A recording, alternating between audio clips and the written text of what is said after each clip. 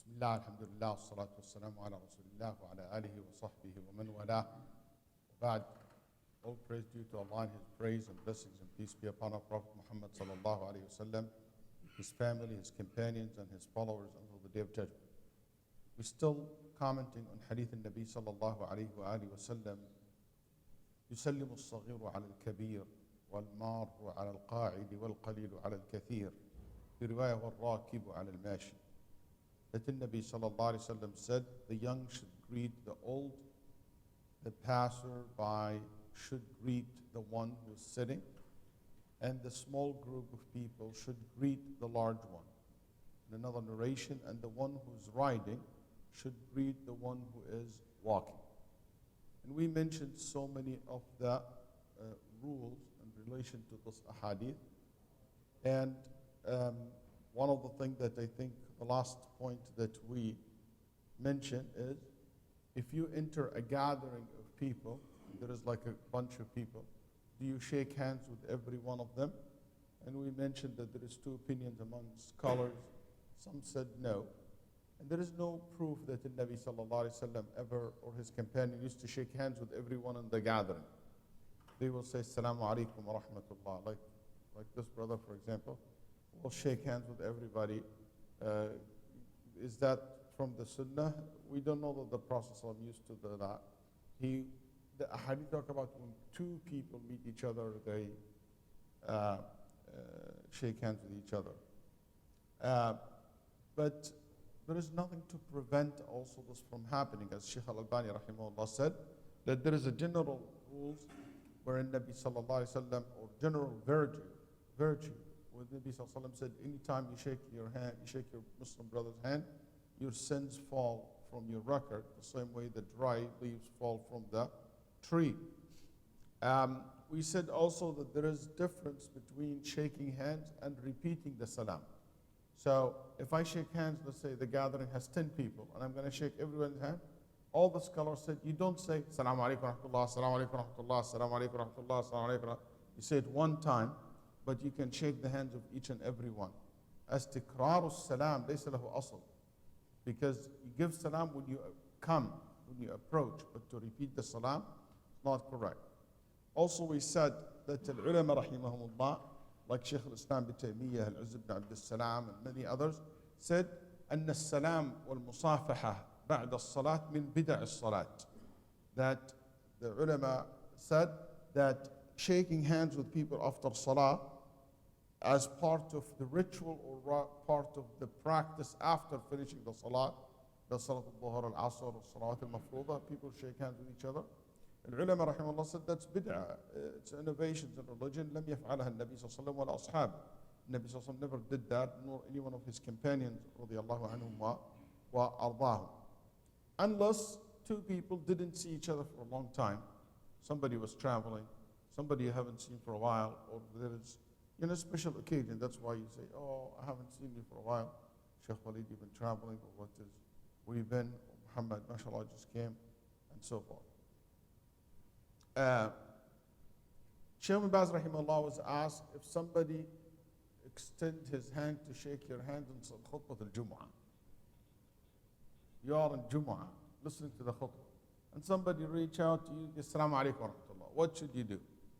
Shaykh ibn Baz rahimahullah said, you shake his hand, you can give him your hand, but you're not allowed to talk to him. You just remain silent. Also, we talked a lot about the issue of entering the house when there is nobody in the house. And we explained that why I don't believe it is from the Sunnah of the Prophet ﷺ to say Assalamu alaikum if the house is empty, because the house, unless you meant by Assalamu alaikum or Assalamu alayna wa ala ibadillah as-salihin, you meant the dua, a supplication that Allah protect us from the evilness of any evil in this house or this place. But the salam is a greeting between two.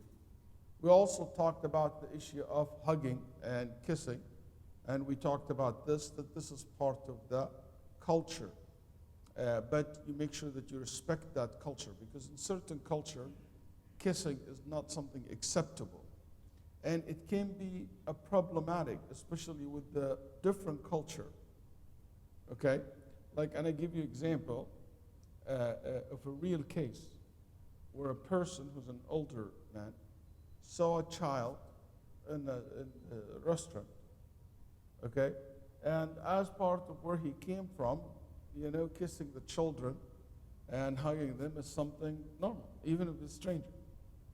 So actually this man was in a big trouble with the family of the boy because she's seen an adult kissing your kid.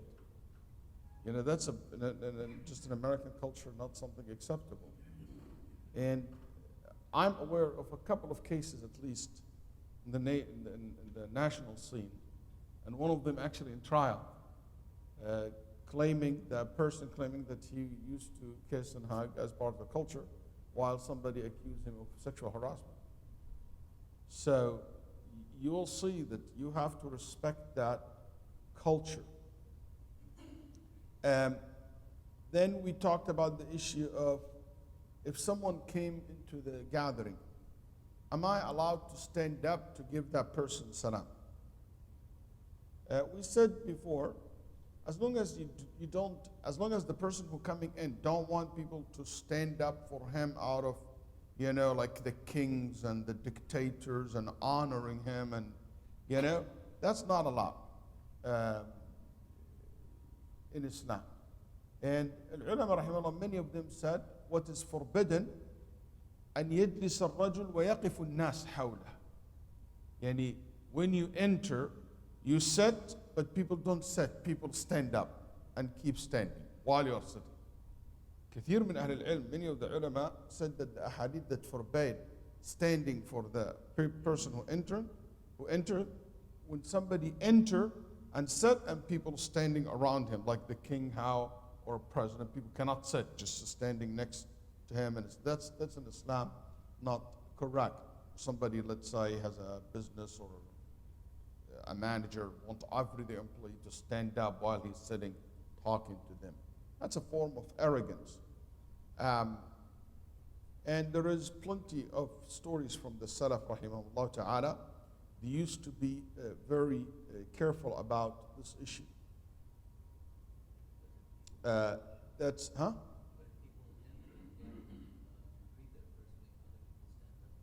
So the ulama rahimahullah said there's three situations. You sit and people stand for you. That's muharram. Okay? And basically, you stand up because the person coming in or coming out. Shaykh al-Islam, like judge, when you come to the court, everybody stand up, then above that you sit down. That's right? Some teachers, I remember in the old days, they teach you in school, when the teacher comes, everybody stand up for the teacher. Then you sit down. Now, you're lucky if they put their feet down from the desk. Okay? ايش يقول شوقي؟ الأمير يقول قم للمعلم وفه التبجيل كاد المعلم أن يكون رسولا. Stand up for the teacher, out of respect. So let's say if a person, entered like a respected person, so you stand up for that respected figure. قال شيخ الإسلام رحمه الله فأقل أحوال هذه الكراهة. It's dislike. It's not haram, but it's dislike. A president comes, President of the United States, everybody stand up. Or for example, let's say somebody very honorable, respectful came and you stand up for your older brother, okay? Your father came and you stand up for him. Out of honor again. Ibn Taymiyyah rahimahullah said that's dislike. It's not haram. لأن الصحابة رضي الله عنهم كانوا لا يقفون للنبي صلى الله عليه وسلم لما يعلمونه أنه يكره ذلك.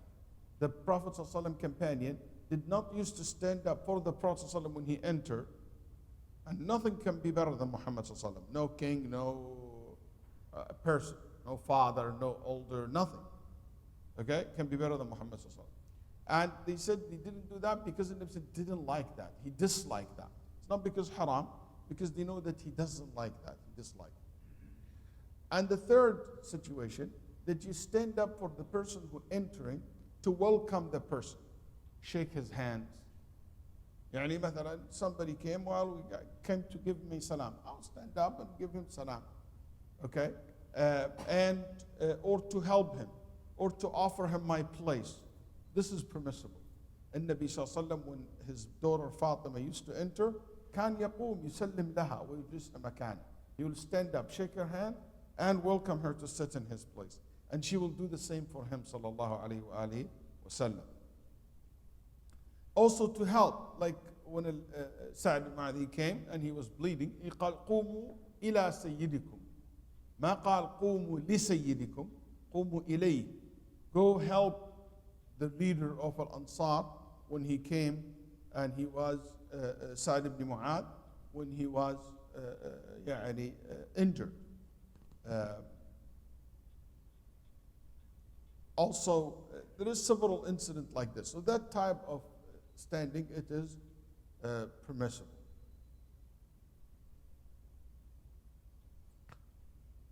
Faraj ibn Fudalah al-Tannuhi al-Himsi, Al-Mansur came one day, okay, to his palace.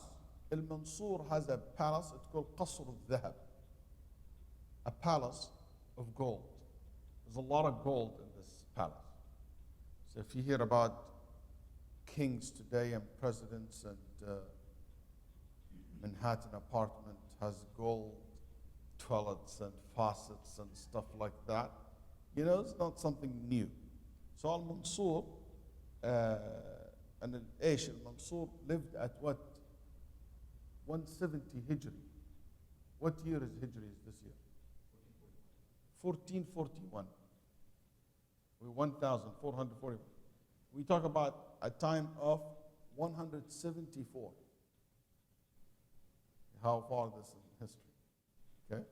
More than 1300 years ago. So Al-Mansur had this palace, it's called the Palace of Gold. When he entered the court of his palace, قام الناس إلا فضالة. Everybody stood up except Fudala. He became so angry at him. And he said, why didn't you stand up when I came in? قال خفت أن يسألني الله عن ذلك ويسألك لما رضيت بذلك وقد كره رسول الله صلى الله عليه وسلم القيام له قيام الناس له فبكى المنصور وقربه وقضى حاجته. He said, I didn't do that because I was thinking about the day of judgment. If Allah asked you and asked me, why did we do that? Why did you want people to stand up for you? And Rasulullah sallallahu alaihi wasallam, which is your grandfather, did not like people to stand up for him when he entered. Okay? So he was in tears, and he brought him near to him to sit next to him, and he gave him whatever request he had from him, rahimahullah ta'ala.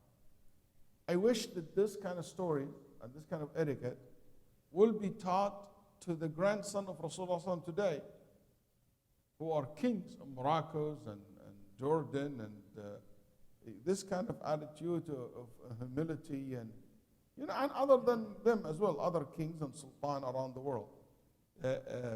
But in Morocco specifically, they have a habit for the king. It's just unbelievable that they go made complete ruku' for the king when he comes, sujood as well. They go down on the ground in a prostration format for the king, which is things that's not, you know, from the practice of Muhammad sallallahu alaihi wasallam. الذي كان يكره أن توطأ عقباه.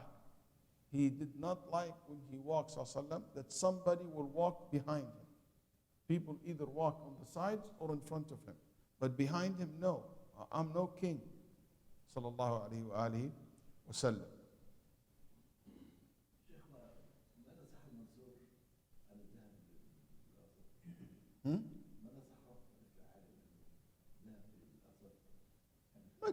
I don't know. Yeah, he advises him or not. I don't know. I'm sure they did.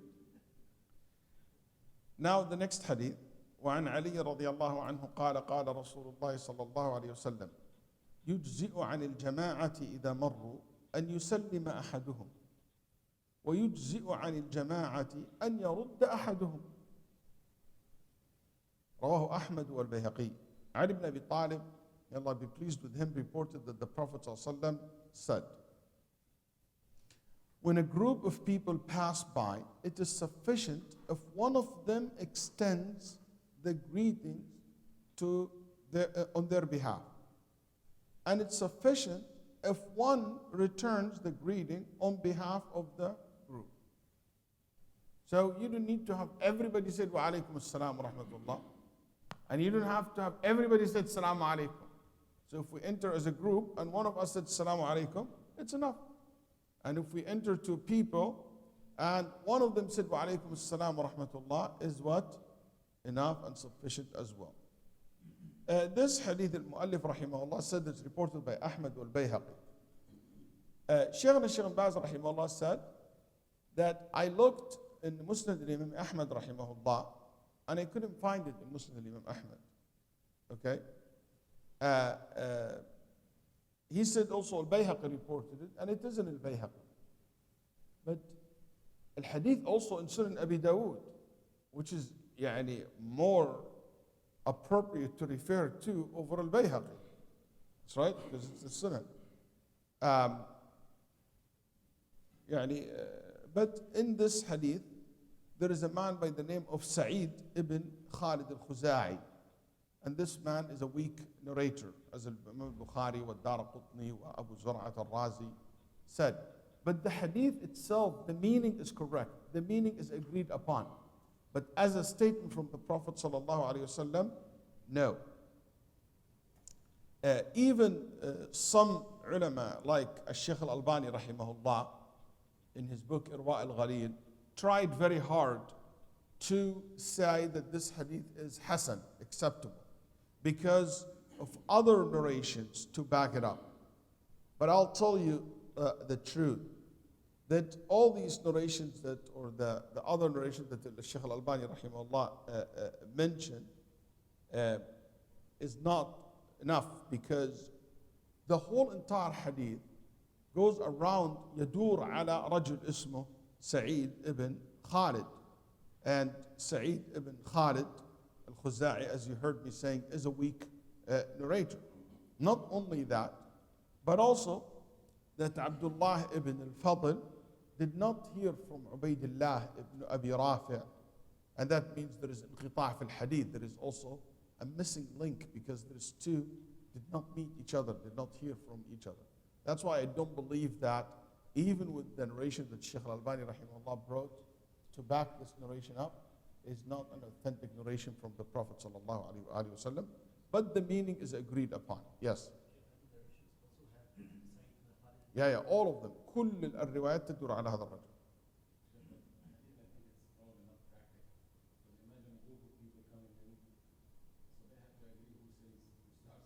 لا أي واحد لو واحد منهم قال let's say إحنا جايين جماعة, we are like two of us or three of us.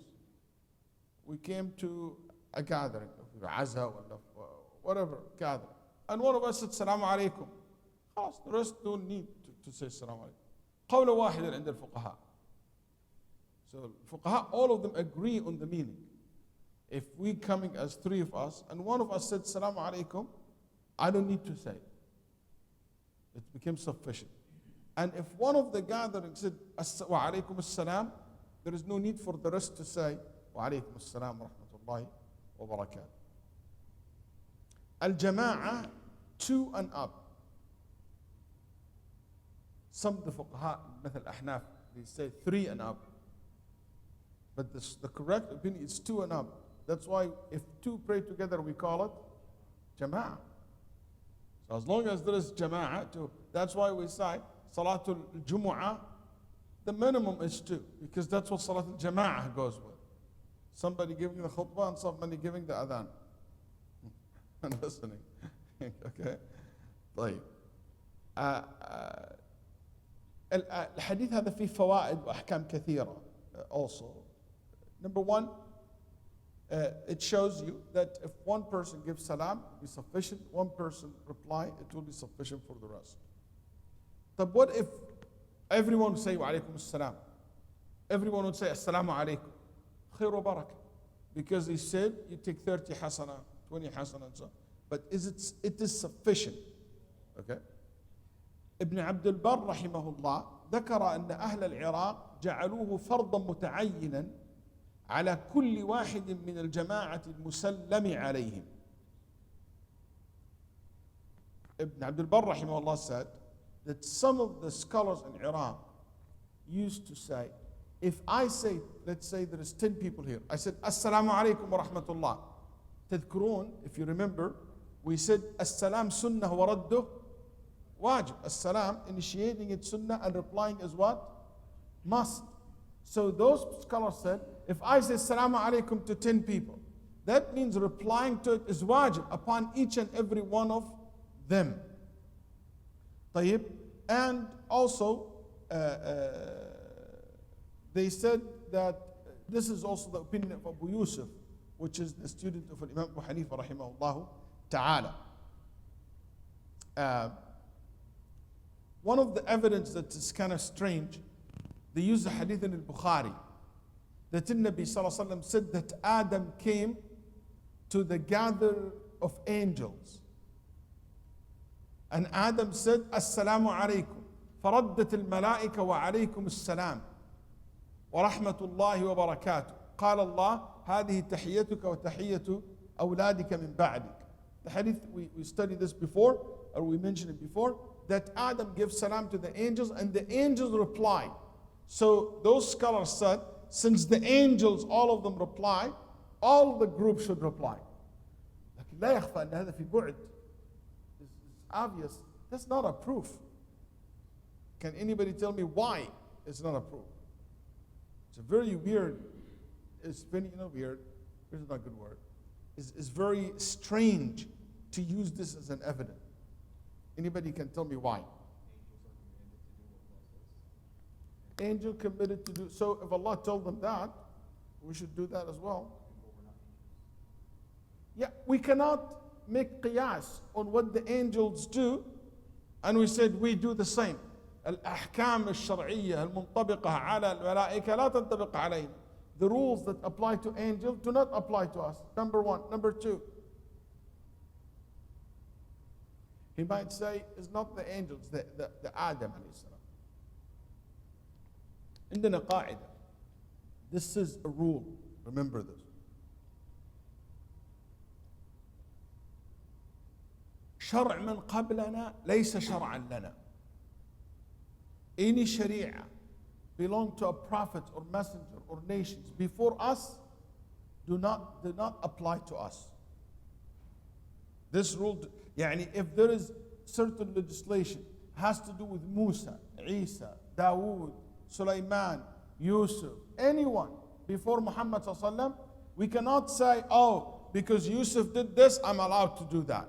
Because Musa did this, I'm allowed to do that. No, because Allah subhanahu wa ta'ala said, وَلِكُلٍّ جَعَلْنَا إيش شِرْعَةً وَمِنْهَاجًا. For each and every one, we have made their own sharia, their own set of rules. So you cannot apply their rules to our rules. So the rules of Adam alayhi salam and what Allah legislated for Adam cannot apply to us. Like the marriage of Adam. It doesn't apply to us. The marriage of the children of Adam does not apply to Ummah Muhammad sallallahu alayhi wa sallam. Anyway, so that's why we said it's wrong. Also, more than that, who said that the malaika, when they said wa alaykum as-salam, they said it because they believed it's wajib? يعني حتى أبعد من هذا كله نقول لا يدل حتى على الوجوب. طيب. Question. If the Imam comes and said Assalamu alaikum wa rahmatullah before khutbah al-Jumu'ah, do I have to have all the masjid said wa alaykum as-salam? No, one of them. But if none of them answer, they are all responsible. يكون إثم عليهم جميعا. One of them at least to say wa alaykum as-salam. طيب. Sometimes you see in certain هذا مشهور جدا هنا في الغرب رأيت ما رأيت غيره في هذه البلاد. I didn't see it in any other country other than the Western Muslim community. That they use Assalamu alaikum to get, يعني sometimes somebody says Assalamu alaikum. Then two say wa alaikum assalam. They say Assalamu alaikum.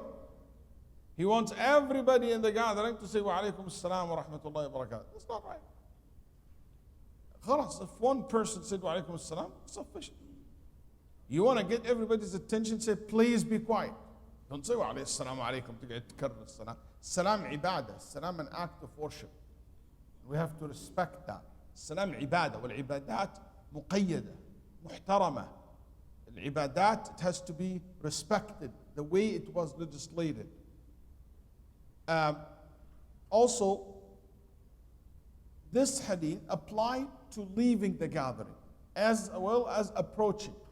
So if somebody said Salaam alaikum before he leaves, one person said wa alaikum assalam will be sufficient as well. Yes.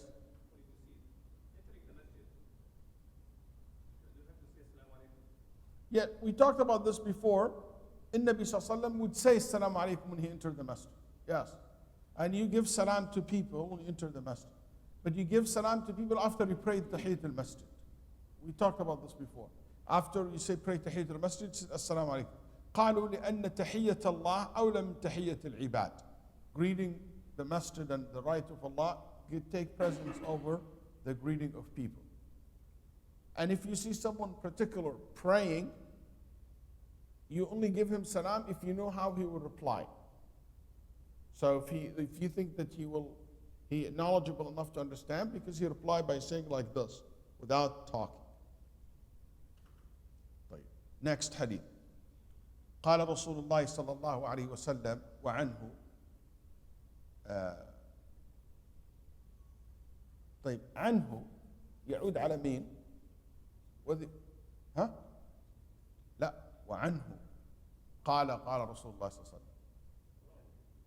The same narrator before, which is Ali ibn Abi Talib. So here, after he mentioned hadith Ali in the previous one, now the new hadith said, and he also said, the Prophet ﷺ saying this and this. لا تبدأوا اليهود والنصارى بالسلام وإذا لقيتموهم في طريق فاضطروهم إلى أضيقه. أخرجه مسلم في صحيح. Sama, how did he translate that?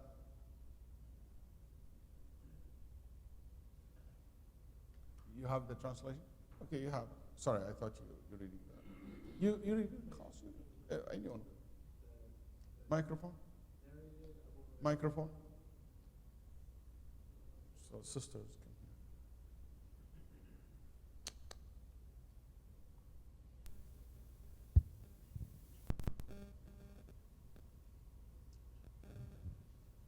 This is not the correct.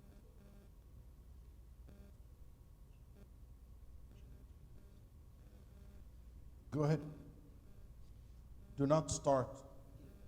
Do not initiate. So, narrated Abu Huraira radiallahu anh, Allah's Messenger sallallahu alaihi wasallam said, "Do not initiate greetings, Jews and Christians, with peace before they greet you, and when you meet one of them on the road, force him to go to its narrowest side." Muslim reported it. Okay. So here he said Abu Huraira. And that's the reality. The reality that this hadith never was reported by Ali radiallahu anh, actually. It was reported by Abu Huraira. And that's why we believe that this was a mistake by some of the one who either made the copy of Bulugh al-Maram, he said وعنه, did not pay attention. إما خطأ من النساخ أو وهم من الحافظ، وهذا لا يظهر لي أنه وهم من الحافظ. رحمه الله. قد يكون خطأ من النساخ. Just the one who made the copy, he made that mistake. Otherwise, the hadith is not from Ali radiallahu anh. The hadith from Abu Hurairah radiallahu anhu wa ardah. And it's in Muslim, it's in Abi Dawood, and Tirmidhi. It's a very famous hadith. Do not initiate the Jews and the Christians with salam. And when you meet them, you don't start by saying assalamu alaikum to them.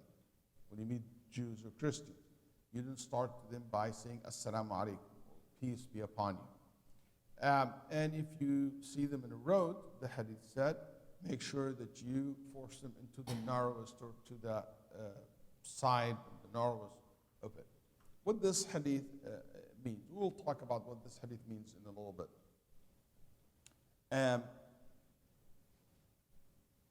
By the way, in Bulugh al-Maram, in the books, that's why I said that I don't think Ibn Hajar is a mistake from Hajar, it's a mistake from the one who wrote the copy. Because later on in the chapter of al-jihad, when this hadith comes, he said in that chapter, Abu Hurairah reported that the Prophet ﷺ said. So it's not a mistake from, looks like from Hafid bin Hajar rahimahullah. Anyway, this hadith, it looks like, legislate something for us, that you don't initiate salam to Jews and Christians.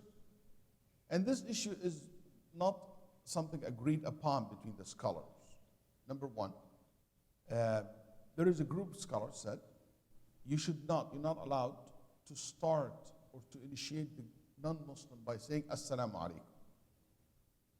And that's a great number of scholars said that. قال ذهب عامة السلف وجماعة الفقهاء أن أهل الكتاب لا يبدأون بالسلام يقول العيني الحنفي رحمه الله said that the early scholars among Muslims, and many of al-fuqaha, the jurists, said that you do not initiate salam to Jews and Christians, or the people of the book.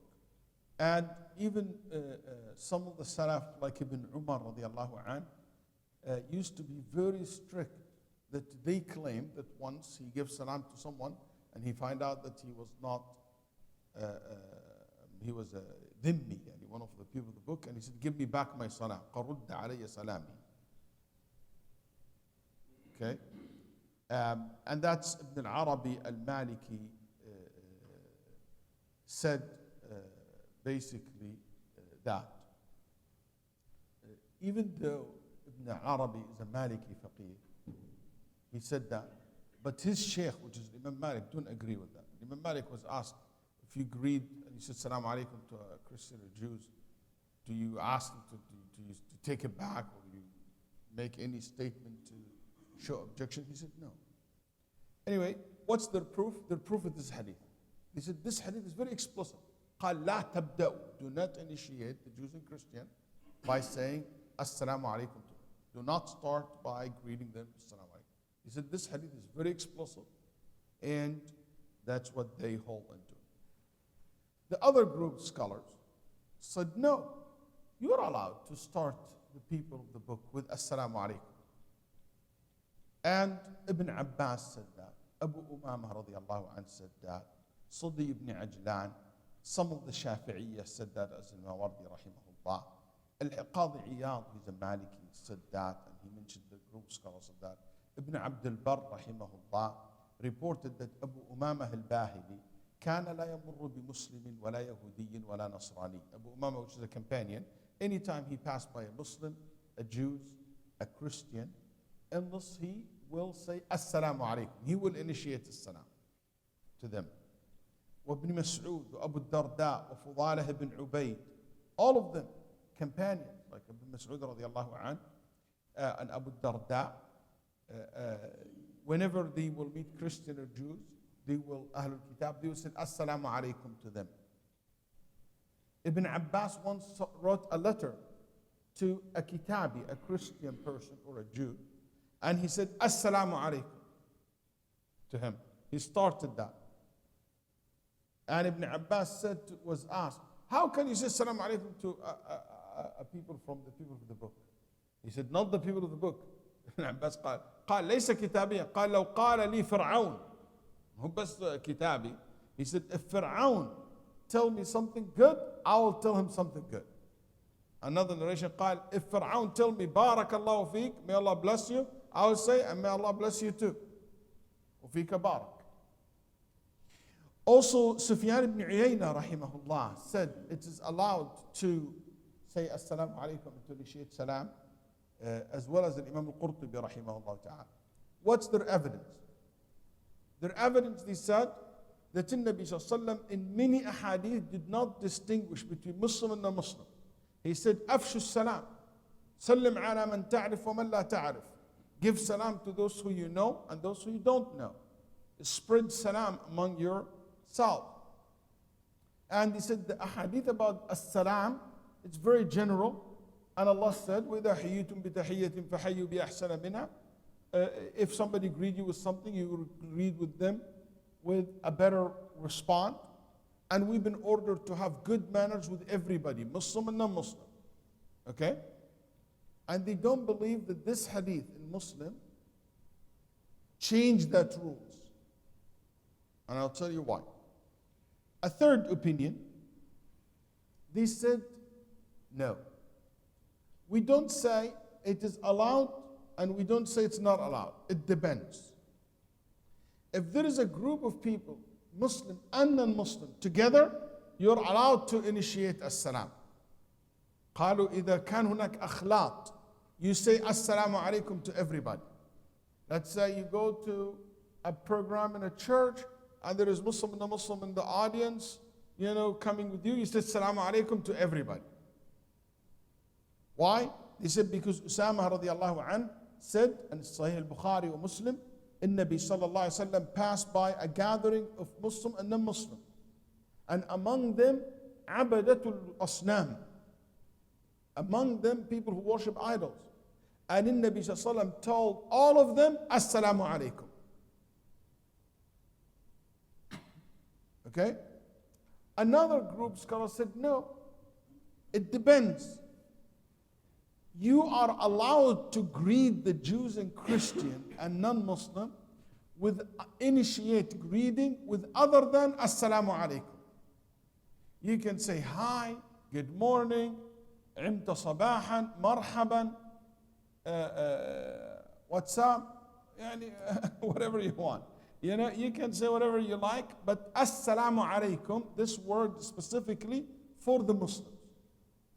Okay? Or you can say, Salamun ala man ittaba al-huda. Assalamu ala man ittaba al-huda, as the Nabi sallallahu alayhi wa sallam wrote to the kings of the Roman at that time. Also, they said it depends. You are allowed to say Assalamu alaikum to initiate it if there is maslaha, if there is benefit, like you want to win their heart, to Islam. And they said, that's why Ibn Mas'ud radiallahu anhu arda, when he was traveling with a Christian guy. Okay? Alqamah said to Ibn Mas'ud, I saw you giving him salam, saying salam alaikum to him. How come?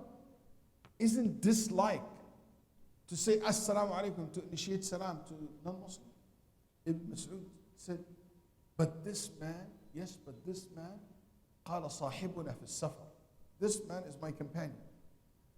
This person we travel together, like co-worker, somebody that I spend time with, somebody like friend. Let's say she's your wife and Christian. He's your uncle. He's your father. He's your children. Like somebody relate to you. طيب.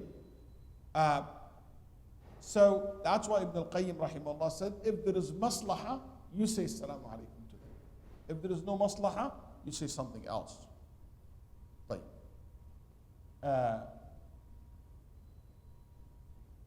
You want to make adhan? Go ahead. Allahu Akbar, Allahu Akbar. Allahu Akbar, Allahu Akbar. Ashhadu an la ilaha illallah. Ashhadu an la ilaha illallah. Ashhadu anna Muhammadan Rasulullah. أشهد أن محمدا رسول الله حي على الصلاة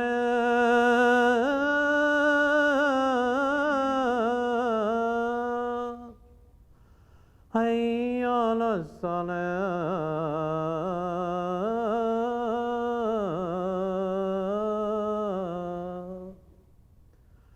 حي على الفلاح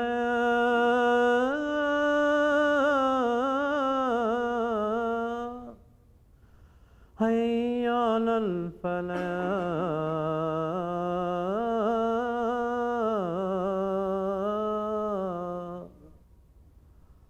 الله أكبر الله أكبر لا إله إلا الله.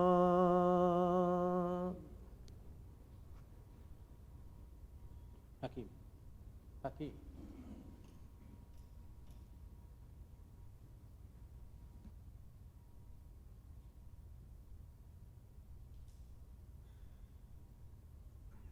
I do believe that it is permissible for the person to initiate salam to non-Muslim by saying Assalamu alaikum. But you might say, "But what about this hadith in Sahih Muslim?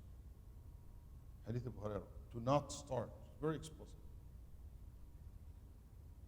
There is a problem with this hadith from two sides.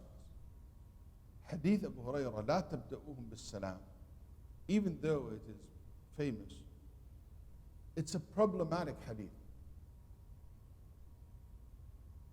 From the isnad point of view, from the authenticity of it, even though it's in Sahih Muslim, and from the meaning of it. And I want you to pay attention and be very listen to me carefully as I explain this to you. This hadith, reported by a man of, his name is Suhail ibn Salih. He said that Abu Hurairah radiallahu anhu said this hadith. Suhail ibn Salih is the only one reported this hadith from Abu Hurairah. We don't know anyone else narrated this hadith other than Suhail ibn Salih. You might say, what's wrong with that? We have plenty of ahadith, we'll find one person to report it. But something, a major like this, you have only one person. But the problem that this person himself, there is a big question mark about him. Why? Because this man, there is weakness in him. That's why Imam ibn Abdul Hadi rahimahullah rejected this hadith. And he said that this is min al-ahadith التي أنكرت عليه لتفرده بها. He's the only one narrated this narration from Abu Hurairah radiallahu anhu arda. So nobody other than Suhail and Abi Salih, nobody reported this hadith other than him. And when he become the only one narrate the hadith or the narration, al-ulama in general, they don't accept his narration. That's why Ibn Ma'in rahimahullah said, لم يزل أهل الحديث يتقون حديثه. Imam Ibn Ma'in rahimahullah said, Ahlul Hadith did not trust him very well. And that's why Al-Bukhari rahimahullah said, I heard Ali ibn al-Madini saying, Suhail, his brother died. And he was very sad over the death of his brother. And he came into what we call today in modern language, a state of depression. قال حزن عليه كثيرا فنسي كثيرا. He became depressed to the state that he started forgetting a lot. So his memory changed. And there is a lot of question about how accurate he is. That's why Abu Hatim rahimahullah said, يكتب حديثه ولا يحتج به. We can take his narration, but we need a backup for it. And Ibn Hibban rahimahullah said, he's a trustworthy, ويخطئ, but he makes mistakes. You see, al-ulama rahimahumullah, when they talk about this particular person, they were always give a hint that there is a little bit doubt about how accurate his narration. That's why الذهبي rahimahullah قال هو من العلماء الثقات وغيره أقوى منه. He's a trustworthy alim. But, you know, there is others and many others better than him. ولذلك الحافظ بن حجر رحمه الله said about him, صدوق تغير حفظه في آخر. He's okay. His memory changed in the end. And because of this, Al-Bukhari rahimahullah never narrated this hadith in his Sahih. That's one of the things that distinguish al-Bukhari from Muslim. Al-Bukhari refused to report this hadith, to put this hadith in his Sahih, because it did not have a backup. It does not meet the high standard that he had, rahimahullah ta'ala. طيب. Yes. Yeah. But this is not gharib mutlaq, and it's not all of them one.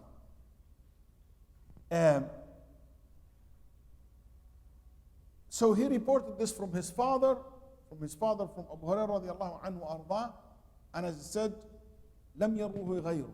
He's the only one that reported this from his father. Specifically,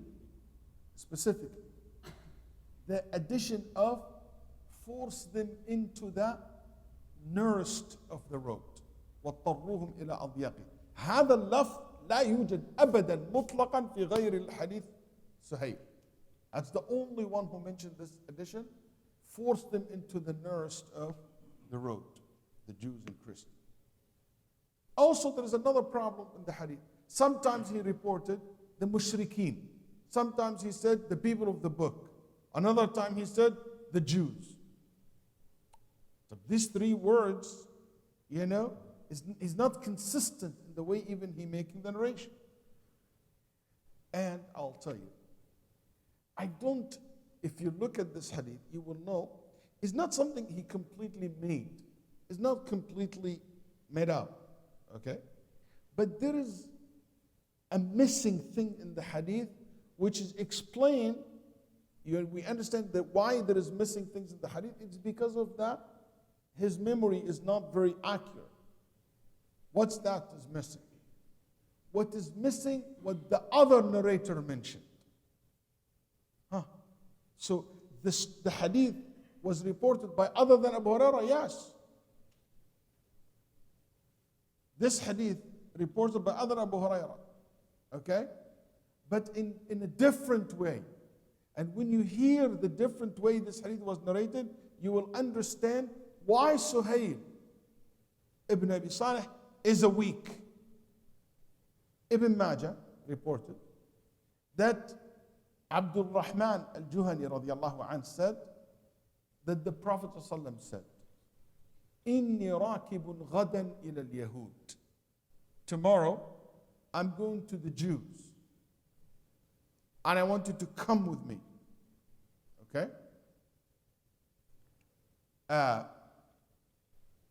Which is Bani Qurayza. He said, I'm going to them tomorrow. Come with me. When we go there, لا تبدأوهم بالسلام. Do not start or initiate السلام عليكم to them. فإذا سلموا عليكم فقولوا وعليكم. If they give you salam, say, same to you. Al-Bukhari in Al-Adab al-Mufrad reported the hadith from Abi Basrah al-Ghifari that the Nabi sallallahu alaihi wasallam said, tomorrow we go into the Jews in their castle. Do not initiate as-salam. Al-Bayhaqi reported that Ibn Umar said that the Prophet sallallahu alaihi wasallam said, tomorrow you will meet the Jews. Will go to their place. إنكم تلاقون يهود غدا. Tomorrow you will go to them. فلا تبدأوهم بالسلام. Do not tell them السلام عليكم. This hadith shows context to the statement. Nabi sallallahu alaihi wasallam tomorrow going to go to check. Did the Jews betray the treaty or not? معي؟ يبغى يتأكد هل نقضوا العهد ولا لا؟ Did the Jews betray the Prophet ﷺ? Did they broke the treaty or not? Betrayed the Prophet ﷺ and broke the treaty or not? So if there is a war, will it start or not? Because if they betrayed the Prophet ﷺ, if they declare war on the Prophet ﷺ, if they join the mushrikeen against the Prophet ﷺ, that means there will be what? A war. If there is a war, that's why Nabi Sallallahu Alaihi Wasallam do not start by saying as-salam, because what salam means? Peace. So they will not get the wrong impression. Because if you're going to get into war, you don't say peace be upon you, then you go and you start a war. He said, do not initiate salam. Don't say peace or no peace. Wait until we see what is the deal with them. So the hadith has nothing to do with the greeting, with the salamu alaikum, no salamu alaikum, you greet them. The hadith was related to a very specific incident where the Nabi Sallallahu Alaihi Wasallam do not want the Jews to take the wrong impression that there is no war. And also, even if we say, and I do believe, that Hadith Muslim is authentic. But is authentic, yes, but there is something missing to be explained about this Hadith. And I think Muslim is correct by reporting it. But if you look to the other narration, you understand the Hadith Abu Hurairah is talking about this specific incident. So when he said, make sure that you push them to the side of the narrows of the road, because the Muslim will come now with the Prophet ﷺ, like an army. They want to show their strength. The army walking onto the middle of the street, and they push everybody in the side, because this is to tear and basically put fear in the heart of the enemy, and to make sure that, you know what, we're going to have a deal. Otherwise, we're ready to fight. It's so tense that there is a fight about to break. Can you imagine there is a war about to start between two countries, or two entities, and you see your enemy and you say, come on in the middle of the street, and you honor them and you let them go for it. No, you want to show your strength. So that's why the Prophet ﷺ said what he said. Okay, so he doesn't want anyone to say Assalamu alaikum, because the moment one Muslim give them the promise of safety, the rest of the Muslim must honor that.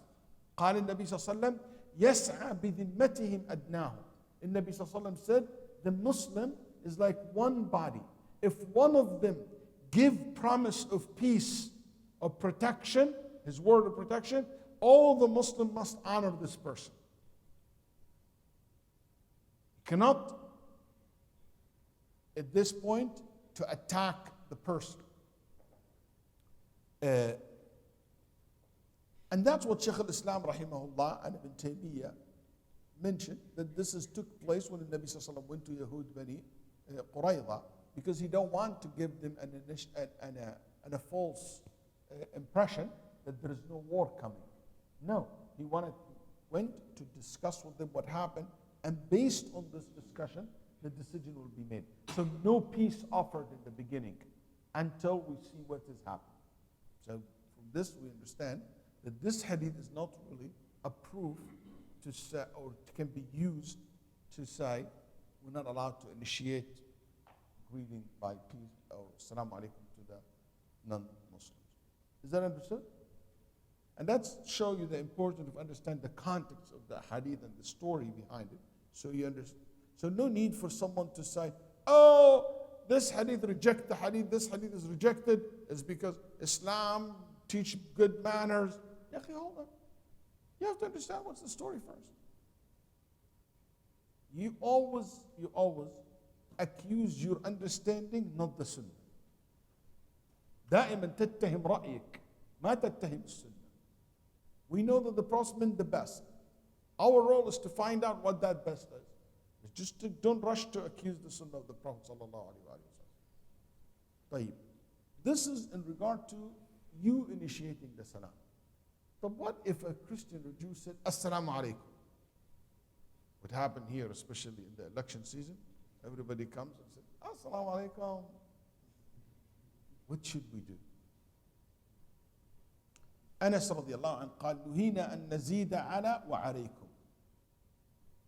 Anas radiallahu anhu said, we've been asked only to say وعليكم, nothing more.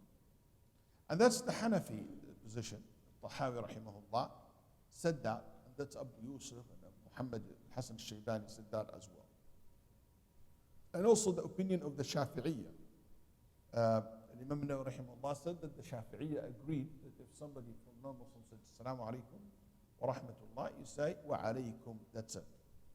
Also some of the Malikiyya said that. Qadi Iyad rahimahullah, there is a different opinions, and our madhab, madhab Malik, that you're not allowed to start by saying Assalamu alaikum, and you only say wa alaykum if they give you salam. Or wa alayka.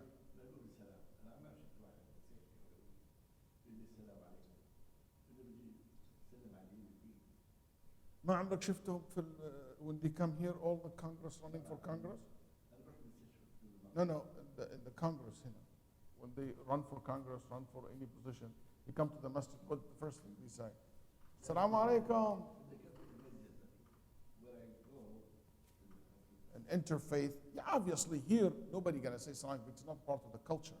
But if you go to Lebanon, you go to Palestine, you go to Jordan, you go to Egypt, they say salam alaikum as part of the culture. Yeah, that's fine. Because we talk about specifically if somebody says Assalamu alaikum wa rahmatullah to you. So those who said you just say wa alaikum. And some said even specifically wa alayka.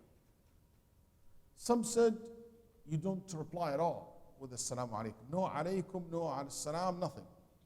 Okay? This is only for Muslims. Tawus said that. Ibn Tawus.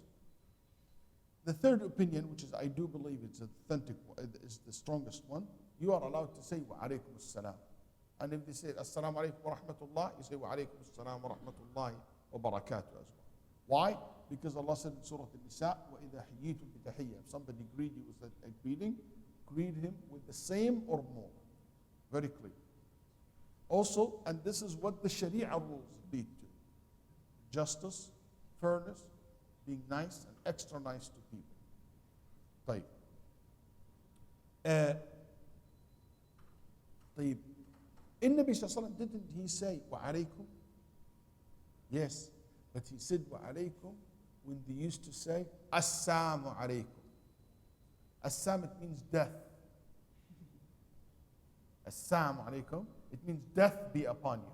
So the Prophet said, same to you. It was a very smart way of answering. Why? Because Aisha, when she heard that, she said, عليكم لعنة الله وملائكته يا أحفاد القردة والخنازير. She went and she said, may Allah curse you this, and then she started. And Nabi said, hold on, Aisha, calm down. You don't need to go all over the place like that. You don't need to be so too excited. Just same to you.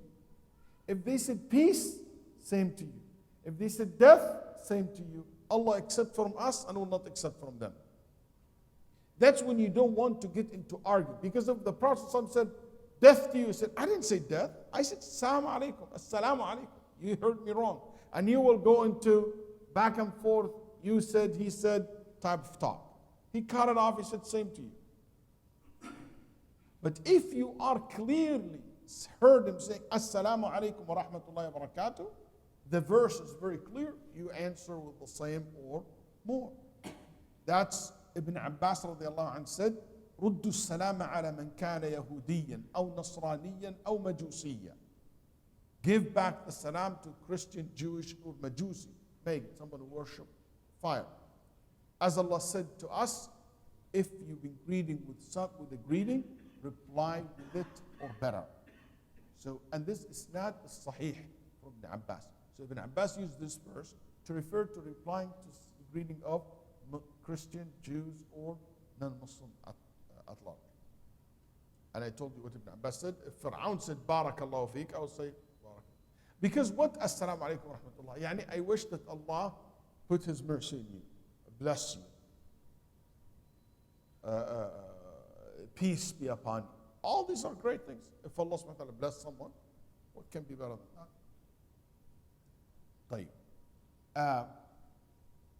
Some ulama said, you just say wa alaykum as-salam. They didn't like the word rahmatullahi wa barakatuh. And it looks like for me that the ayah is very general. طيب. We talked about you push them to the narrowest of it. What that means, it has a story behind it.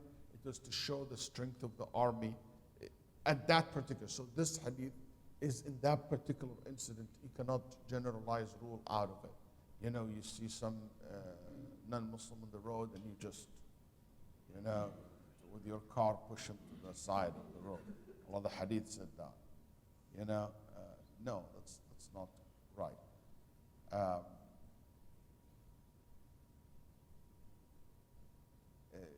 Also, one of the things Shaykh rahimahullah said, look at the practice of the Sahaba. We never heard of the Sahaba ever in Medina, when they saw the Jews in Medina, they pushed them to the side. Or in the market of Medina. Never. We never heard that the Sahaba, when they went and they conquered Egypt and Sham and Palestine and all this, and Iraq, we never heard that the Sahaba, when they saw the Muslim, they pushed them to the side. Or make them. So that hadith, nobody ever understood from it a general rule. That was related to a very specific incident, took a specific time for a reason. And Nabi Sallallahu Alaihi Wasallam said that. Unless you say this addition, push them to the side of the road, is addition by Suhail ibn Abi Salih, and he's weak. So even you say, this addition is weak. Not the whole hadith in Muslim, but this addition is weak. Allah A'lam, we don't need to say it's weak even.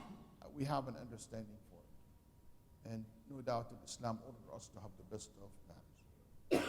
We'll stop here, inshallah, and next time we'll go with the hadith Abi Hurairah radiallahu anhu arba in relation to sneezing. And we're not going to stop there because we talked about sneezing already before. But we'll start talking about the ruling of etiquettes of drinking. We learn one of the sunnah of the Prophet ﷺ that you should not drink while you're standing.